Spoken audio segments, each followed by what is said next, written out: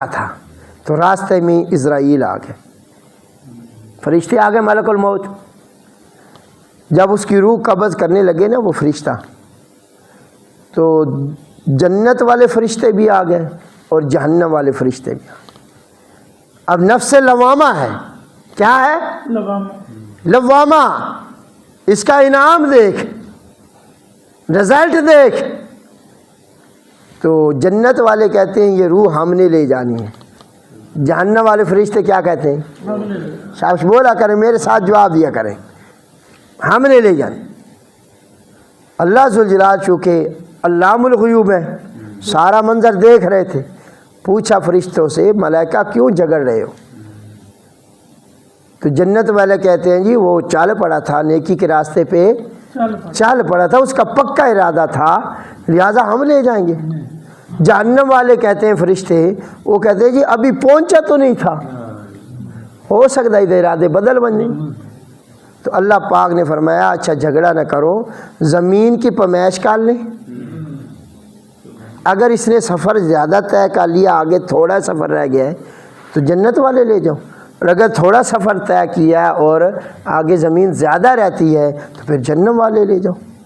ٹھیک ہے جی، حقیقتاً کیا تھا؟ ابھی سفر اس نے تھوڑا طے کیا تھا، زمین آگے کیا رہتی تھی؟ یہ دیکھیں لفظ لوامہ، جب نفس لوامہ اللہ پاک دے دینا اور شرمندہ ہو جائے تو پھر اللہ سبب کیسے بناتا ہے اس کی بخشش کے۔ تو اللہ نے آگے والی زمین کو حکم دے دیا سکڑ جا، کیا ہو جا؟ سکڑ جا۔ وہ جو سکڑ گئی نا تو اللہ کے حکم کے آگے زمین نے کوئی دیر لگانی تھی، وہ سکڑی نا، پیچھے زمین زیادہ ہو گئی، آگے زمین کم رہ گئی۔ یہ ہے نفس لوامہ۔ جب بخش آ جائے نا اس لہج پہ، اس درجے میں نفس، تو اللہ پاک پھر ایسے سبب بناتا ہے اس کی بخشش کے۔